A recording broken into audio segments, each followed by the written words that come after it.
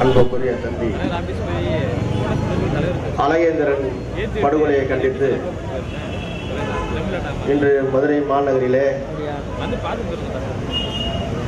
கண்டன ஆர்ப்பாட்டமாக நடந்து கொண்டிருக்கின்ற அன்புக்குரிய அண்ணன் தமிழ் புலிகள் கட்சியினுடைய தலைவர் வழக்கறிஞர் நாகை திருவள்ளுவன் அவர்களே, எனக்கு முன்பாக பேசி அமர்ந்திருக்கின்ற ஏனைய தலைவர் அவர்களே, இங்கு பெருந்திரளாக அமர்ந்திருக்கின்ற பொதுமக்களே, என் இனமான சொந்தங்களே, உங்கள் அனைவரையும் நான் சார்ந்திருக்கின்ற அகில இந்திய மக்கள் மறுமலர்ச்சி கழகம் சார்பாக வரவேற்று வருகின்றேன். தம்பி அழகேந்திரன் அவர்கள் இறந்து விட்டார் என்ற செய்தி கேட்டவுடன் அந்த கொலையை செய்தவர்கள் யார் என்று விசாரித்த பொழுது அது ஒரு பல்லர் சமுதாயத்தை சேர்ந்த ரவுடி என்று சொன்னார்கள். அவர் மட்டுமல்ல, அவரோடு ஆதிக்க சாதியை சேர்ந்தவர்களும் ஒன்று சேர்ந்து கொண்டு அந்த தம்பியை படுகொலை செய்திருக்கிறார்கள் என்று சொன்னபோது என்னுடைய முகநூல் பக்கத்தில் ஒரு பதிவு செய்கின்றேன். தம்பி அழகேந்திரனை படுகொலை செய்தவர்களை உடனடியாக கைது செய்ய வேண்டும். அது எந்த சாதிகாரனாக இருந்தாலும் சரி, அவன் சட்டப்படி தண்டிக்கப்பட வேண்டும் என்று ஒரு பதிவு செய்திருந்தேன். அதற்கு பட்டியல் சமுதாயத்தில் இருக்கக்கூடிய தேவேந்திர வேளாளர் சமுதாயத்தை சேர்ந்தவர்கள் சில இளைஞர்கள் எனக்கு போன் செய்து, ஆனால் இறந்து போனவர் அறந்தேர் சமுதாயத்தை சேர்ந்தவர், வெட்டியவர் நமது சமுதாயத்தை சேர்ந்தவர், ஆனால் நீங்கள் இப்படி ஒரு பதிவை போட்டு இருப்பது எனக்கு வேதனை அளிக்கிறது என்று சொன்னான். அதற்கு நான் சொன்னேன், வெட்டியவன் என் சாதிகாரனாக இருந்தாலும் சரி, பாதிக்கப்பட்டவன் என் சாதிகாரன் தான். ஆனால் நீ உண்மையான இந்த பல்லர் சமுதாயத்தில் பிறந்திருந்த என்று சொன்னால் அவன் சட்டப்படி அதை கையாண்டு இருக்க வேண்டும். கொலை செய்யக்கூடிய அளவுக்கு அவன் போயிருக்க கூடாது. ஆகவே அவன் செய்தது தவறு. ஆகையால் அவனுக்கு எதிராக இந்த பொன்முருகேசன் களத்தில் இறங்குவான். அதற்கு யார் ஆர்ப்பாட்டம் நடத்தினாலும் சட்ட போராட்டம் நடத்தினாலும் பொன்முருகேசன் ஒரு வழக்கறிஞராக கட்டணம் இல்லாமல் ஆஜராகும் என்று அந்த இளைஞரிடம் சொல்லும்போது எனக்கும் அவருக்கும் வாக்குவாதம் ஏற்பட்டது. அப்புறம் விருதுநகர்ல இருந்து போன் பண்ணாங்க. அப்புறம் சொல்லுவாங்க, அந்த பட்டியல் வெளியேற்றம் வேணாம்னு சொல்லி நான் கேட்கறப்ப திருநெல்வேலியிலிருந்து ஜான்பாளைய கட்சியிலிருந்து பேசுவாங்க, கிருஷ்ணசாமி கட்சியிலிருந்து பேசுவான். ஆளாளுக்கு பேசி நீ பட்டியலிருந்து வெளில போகணும்னு பேசினாக்க உன்னை வெட்டுவோம் குத்துவோம்னா. அதையும் தாண்டி நாங்கள் பட்டியலாக தான் இருக்கணும்னு சொல்லிட்டு திருச்சியில முதலாக பட்டியல் சமூக பாதுகாப்பு மாநாடு எவருடைய எதிர்ப்பையும் அஞ்சாமல் எதிர்ப்பையும் பொருட்படுத்தாமல் அன்று மாநாட்டை நடத்தினேன். இதை ஏன் நான் சொல்கிறேன் என்று சொன்னால், இன்று இந்த தேவேந்திர வேளாளர் சமுதாய மக்களை பாஜக போன்ற ஒரு மதவாத கும்பல் அவர்களை மூளை செலவு செய்து நாமெல்லாம் ஆண்ட பரம்பரை அரச பரம்பரை என்று சொல்லி அவர்களை இன்று மறைமாற்றி வைத்திருக்கிறார்கள். என் இனமான சொந்தங்களே, ஒரு காலத்தில் பல்லர்களும் பறையர்களும் அருந்தேர்களும் ஒன்றிணைந்து பல போராட்ட காலத்தை நாம் சந்தித்தோம். அப்பொழுது அம்பேத்கரிஸ்ட், பெரியாரிஸ்ட், கம்யூனிஸ்ட் இவங்க தான் பல்லனுக்கு பறையனுக்கு சக்கிலும், ஏன்னா அவங்க போராட ஆள் கிடையாது. அவங்க தான் இந்த போராட்ட காலத்தில் நிற்பாங்க. எங்க ஊரெல்லாம் ஒரு பிரச்சனை அப்படின்னா கல்லர்களுக்கும் பல்லர்களுக்கும் பறையர்களுக்கும் சக்கிலுக்கும் பிரச்சனை அப்படின்னா அன்று சமுதாய தலைவர் கிடையாது. அன்னைக்கு இந்த கம்யூனிஸ்ட்வாதிகளும் பெரியார்வாதிகளும் தான் அந்த மக்களை காப்பாற்றி வந்தார்கள். அதன் பிறகு ஆண்டாண்டு காலமாக எனது தகப்பாளர் எல்லாம் ஒரு குறிப்பிட்ட சமுதாயத்தில் அடிமை வேலை பார்த்தார். அவர்களுக்கு பல்ல வெட்டக்கூடிய வேலை. இதை நான் இந்த நேரத்தில் பதிவு செய்ய விரும்புகிறேன். என் மீது 1000 விமர்சனம் வந்தாலும் பரவாயில்ல, இந்த பல்லர் சமுதாயம் யாருங்கிறத நான் சொல்லிதான் ஆகணும்.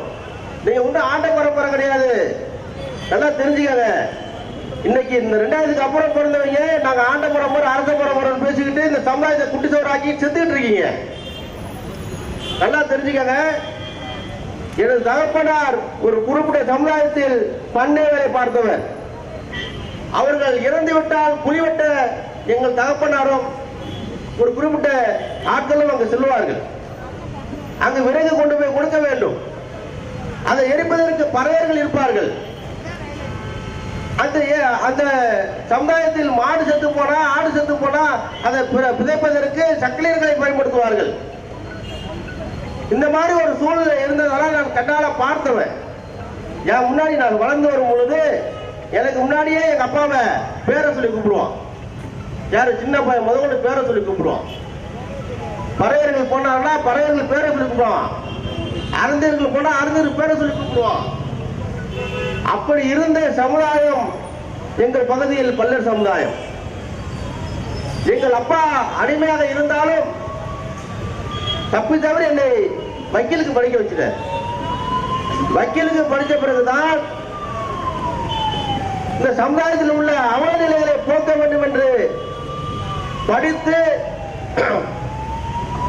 நீதிமன்றத்திலே ஒரு சிறந்த வழக்கறிஞராக வந்த பிறகு முதலாக என் கிராமத்தில் இருக்கக்கூடிய அந்த அடிமைத்தனத்தை மாற்ற வேண்டும் என்று முடிவெடுத்தேன். அப்பொழுதுதான் 2007ஆம் ஆண்டு அந்த கல்லர் சமுதாயத்தை சேர்ந்தவர்களை அழைத்து, ஐயா, இதுவரை நீங்கள் எங்களுடைய தகப்பனரை எப்படி வேணா பார்த்திருக்கலாம், பறையர் சமுதாயத்தை சேர்ந்தவர்களை எப்படி வேணா பார்த்திருக்கலாம், அறிஞர் சமுதாயத்தை சேர்ந்தவர்களை எப்படி வேணா பார்த்திருக்கலாம். இன்னைக்கு நாங்க படிச்சிருக்கோம். நான் வக்கீலுக்கு படிச்சிருக்கேன். நான் ஒரு சமுதாயத்தோட தலைவரா நீங்க வர வந்துட்டு இருக்கேன். ஆகவே தயவு செய்து சொல்றேன், உங்களுடைய நிலைப்பாடுகளை மாற்றிக் கொள்ளுங்கள். நாங்கள் இனிமே எங்கள் சமுதாயத்தினர் அடிமைகளை பார்க்க மாட்டாங்கன்னு சொன்னோம். உடனே அங்க உள்ள இளைஞர்கள்லாம் மிகப்பெரிய பிரச்சனைகள் பெண்ணை பேசிக்கிட்டு அதை பண்ணக்கூடாது, செய்யக்கூடாது, அப்புறம் எங்களை யார் செய்வாங்கன்னு சொன்னாங்க. அப்பொழுது நீதிமன்றத்தின் வாசலை தட்டினேன். என்ன வாசலை தட்டினேன்? எங்களுக்கு பல்லர்களுக்கும் பறையர்களுக்கும் அறிஞருக்கும் கொடுக்கக்கூடிய 1 கோடி பணத்தில் நீங்கள் எங்களுக்கு 3-4 பங்காக பிரித்து, எங்களுக்கு ஒவ்வொருவருக்கும் ஒவ்வொரு பங்காக பிரித்து நீ ஒரு பங்கு வச்சுக்க சொல்லி நீதிமன்ற வாசலை தட்டினேன். தட்டும் பொழுதுதான் அவர்கள் அடிவயிற்றில் கையை வைக்கின்றான், பொருளாதாரத்தை நமக்கு கிடைக்காத அளவிற்கு கையை வைக்கிறார் என்று சொல்லி பேச்சுவார்த்தைக்கு வந்தார்கள். அப்பொழுது உட்கார்ந்து பேசியதுதான், பல்லர்கள் பல்லவட்ட வரமாட்டோம், பறையர்கள் தப்படிக்க வரமாட்டோம், சக்கிலியர்கள் இந்த தோள்களை தூக்கி மாடுகளை தூக்கி அங்கிருந்து அப்புறப்படுத்துற வேலைக்கு நாங்கள் வரமாட்டோம், எங்களை நீங்கள் மனசனாக மதிப்பீர்கள் என்று சொன்னால் அந்த வழக்கை நாங்கள் வாபஸ் வாங்குகிறோம். எங்களுக்கு 4 பங்கை இந்த சமூக மக்கள், 3 பங்கை இந்த சமூக மக்களுக்கு கொடுங்க, 1 பங்கை நீங்க வச்சுக்கன்னு சொல்லி பேசணும். அதன் பிறகு அந்த சமூக மக்கள் ஒன்றிணைந்து ஒரு கூட்டத்தை போட்டு பேசி, இல்ல நாங்க சமுதாயத்தில் அதிகமாக இருக்கோம், எங்களுக்கு 2 பங்கை கொடுங்க, மீதி 2 பங்கை நீங்க பிரிச்சுக்கணும்னு சொன்னாங்க. சரின்னு சொல்லிட்டு அது ஒத்துக்கிட்டு எங்களுக்குள்ள ஒரு அக்ரிமெண்ட்டை போட்டு இன்னைக்கு பல்லர்களும் பறையர்களும் அறிஞர்களும் 1 பங்கு 2 பங்கு எடுத்துக்கிறோம். இன்னைக்கு அவங்க 2 பங்கு எடுத்துக்கிட்டாங்க. ஆனால் அந்த சமூகம் சொன்னது, பெரியவர்கள் சொன்னது, போதும்பா, இவ்வளவு காலம் நம்மகிட்ட இருந்துட்டாங்க, அந்த புள்ள படிச்சிருச்சு, கேள்வி கேட்குது, அவங்க முன்னேறட்டும்பா, இனிமே இந்த தொழிலாம் பார்க்க வேணாப்பான்னு சொல்லி அன்றைக்கு முடிவெடுத்தார்கள். இந்த சமூகம் எங்களுக்கு வேலைக்கு வர வேண்டாம், இந்த பறையர்கள் தப்படிக்க வர வேண்டாம், அறிஞர்கள் இந்த வேலை பார்க்க வேண்டாம்னு சொல்லி அன்னைக்கு அந்த கல்லர் சமுதாயத்தில் உள்ளவர்கள் தீர்மானம் போட்டார்கள். அதை ஏன் சொல்கிறேன் என்று சொன்னால், ஆண்டாண்டு காலமாக அடிமைத்தனமாக இருந்த என் தகப்பனாரும் மற்றவர்களும் படிப்பு அறிவில்லாமல் இருந்தார்கள். நான் புரட்சியாளர் அம்பேத்கர் அவர்களின் வழியில் சட்டத்தை படித்து வந்ததால் நான் தட்டி கேட்டேன். இன்று எனது ஊரில் அடிமைத்தனம் இல்லாமல் இன்று நான் கார்ல போறேன், டூரில் போறேன், தங்க நகை அணிவிக்கிறேன். இன்றைக்கு எதிராக ஒன்றா கல்லர் சமுதாயத்தில் போய் கால் மண்டிட்டு கிடந்த சமூகம் இன்று விழிப்புணர்வோடு தலை நிமிர்ந்து நடந்து கொண்டிருக்கிறது. அந்த சமூகம் இன்று என்னை வழக்கறிஞராக சந்தித்து பல உதவிகளை பெற்று வருகிறார்கள். என் தகப்பனார் இறந்து விட்டார். அவர் இறப்பதற்கு முன்பாகவே என் முன்பாக என் தகப்பனார் பெயரை சொல்லி கூப்பிட்ட அந்த சமூகம் பெரியப்பா, சித்தப்பா, மாமா, மச்சா என்று பேசுவதற்கு நான் உறுதுணையாக இருந்தேன். அவர்கள் முன்னாடியே பேசினார்கள். இன்றளவும் என்னையும் மாமா, மச்சா, அண்ணன், தம்பி பேசுறாங்க. இப்போ இதுக்கு மாற்று காரணம் என்னன்னு சொன்னால், நான் படித்த படிப்பு தான், நான் படித்த பிறகு வந்த பொருளாதாரம் தான் இந்த சமுதாயத்தை நான் யார் என்று காட்டியிருக்கிறது. இன்னமும் கஷ்டப்பட்டு இருக்கக்கூடிய இந்த திருநெல்வேலி தூத்துக்குடி சமுதாயத்தில் உள்ளவங்க நாங்கள் ஆண்ட பரம்பரை அரச பரம்பரை என்று சொல்லி பலத்தை மறந்துவிட்டு இவர்கள் பேசுவதன் வெளிப்பாடுதான் இன்று ஆங்காங்கே வெட்டி படுகொலை செய்து கொண்டிருக்கிறார்கள் சமுதாய இளைஞர்களை.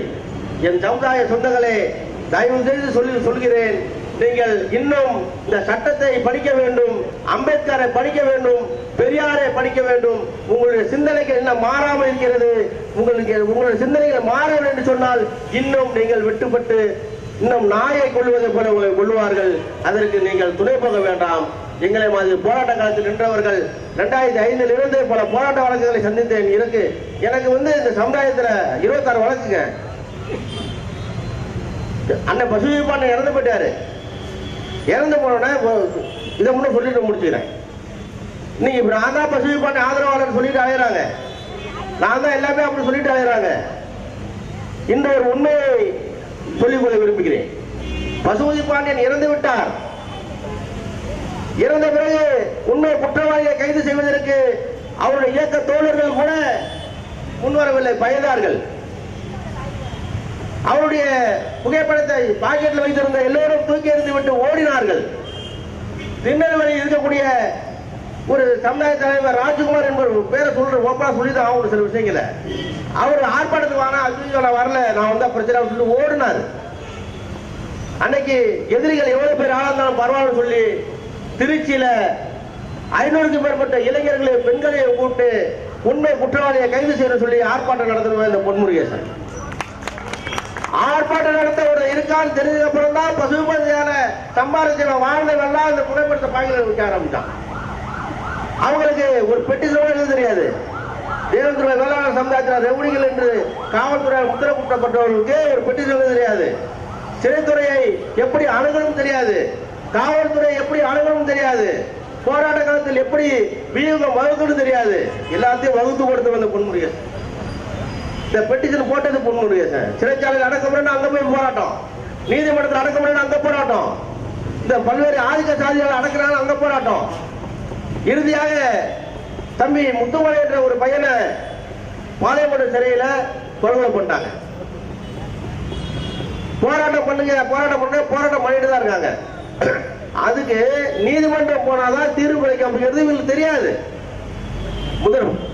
முதலாக தென் மாவட்டங்களில் நடந்த படுகொலைக்கு நீதிமன்றத்திற்கு சென்று கதவை தட்டியவர் இந்த பொன்முருகேசன்.